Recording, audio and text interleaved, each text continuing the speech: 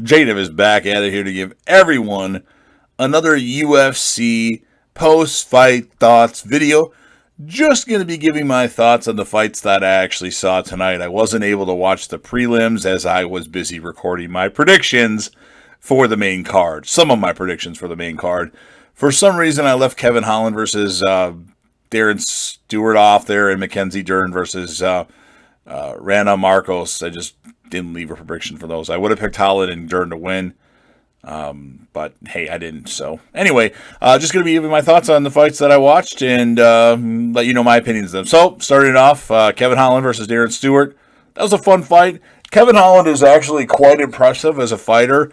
I really like him. He's got a talent, not only in the octagon but outside the octagon with his his talk. He's a good talker, and he's fun to watch, too. So he's kind of reminds me of John Jones, not because he's lanky and African-American, but like the same kind of like spinning moves and, awkward movements, movements that not everybody else can do. And I think he's going to be something big going forward. He thinks he lost the fight. I don't see it that way. I mean, you could say he won the first two rounds and that Stewart maybe got a 10-8 round in round 3. It's possible, but with all the strikes and everything, I think Kevin Holland won that fight. I really do. He gassed out at the end, you can tell, but that's fighting, and maybe he'll run it back or something like that. I don't know, but anyway, Kevin Holland wins that fight, and definitely is somebody to keep your eye on going forward. Next up, of course, we had Mackenzie Dern versus Rana Marcos. This fight went probably the way I would predict it. Mackenzie Dern just dominated with nice submission attempts and then eventually got her in a kind of a unique armbar submission and finished her there. I mean, I think Rana Marcos was just simply out of her league in this, and Mackenzie Dern's looked really, really good, and I suspect that she won't have much trouble going forward, hopefully, but we shall see.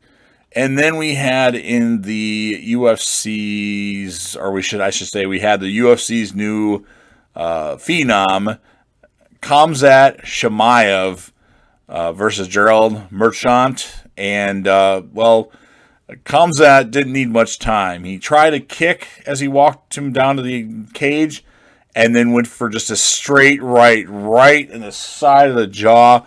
And Merchant went down, and he got a couple other punches after that. That was just because Mark Smith was trying to get over there to stop the fight. So this guy's probably going to fight in the next couple weeks, maybe even probably not next week, but a couple weeks' time, he'll be back in the octagon, maybe against Damian Maia. We shall see, but good performance by the Phenom. I don't know if I'm 100% sold on the guy yet because we haven't seen him do a lot. I mean, what happens if somebody takes him down right away? What happens then? Maybe he gets his gas tank blown out. In the co-main event of the evening, we had Donald Cowboy Cerrone versus Nico Price. I had predicted Cerrone to win this because I thought Cerrone's looked good, especially against Pettis, who I thought he won. I was actually shocked that Anthony Pettis won that fight. This one was a draw. I thought Cowboy did good. He just had that bad start to the fight where Nico Price was going at it. But a lot of those blows he went after, he didn't connect on. I mean, he connected on some of them, but Cerrone says his plan was to kick, and take down. And it didn't happen the way he wanted. I thought he was trying to tire Nico Price out. But in any event, it was a draw. I liked how Cerrone looked. He says his next fight is to keep his job. I still think Cerrone has plenty of gas in the tank to notwithstanding what Dana White's even said at the post-fight press conference. But it's a draw, and maybe they'll run it back in January or February. And then in the main event of the evening, Donald Trump's favorite fighter, Colby Chaos Covington, versus Tyron Woodley. Tyron Woodley did show up again. Colby Covington dominated the fight for 5 rounds. And then in the 5th round, he goes for a guillotine. Obviously doesn't have it on. And Colby's just kind of waiting on him. And then moves to his right side. And all of a sudden Woodley goes, ah!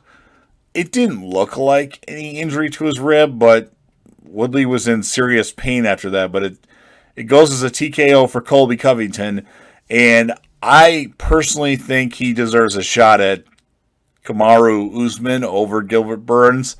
Gilbert Burns beat Tyron Woodley, but so did Colby Covington now.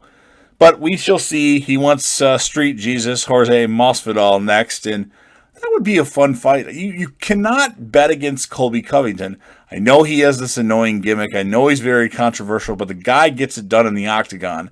Okay, he lost to Kamaru Usman, which I think was a damn good fight. One of my favorite fights in the past couple of years. That fight and Zhang Weili versus Joanna Jędrzejczyk was two fights that I really liked in the past couple of years. But Colby took it to Kamaru like no one else has.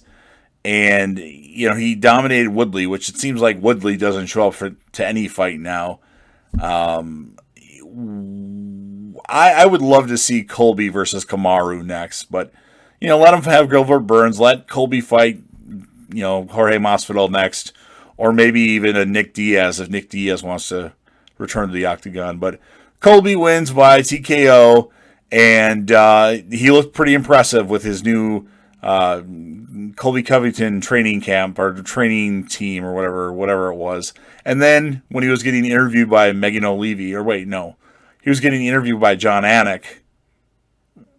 Or maybe it was Megan O'Leary. I don't remember who it was. But he got a call from Donald Trump, and Donald Trump was on the phone talking to him, and they had it on speaker. So that was interesting. I don't know really what Donald Trump thinks of Colby Covington, but whatever. It is what it is. It was actually a fun card to watch. This was definitely better than the last UFC event I ordered, which was DC versus Stipe 3, UFC 252.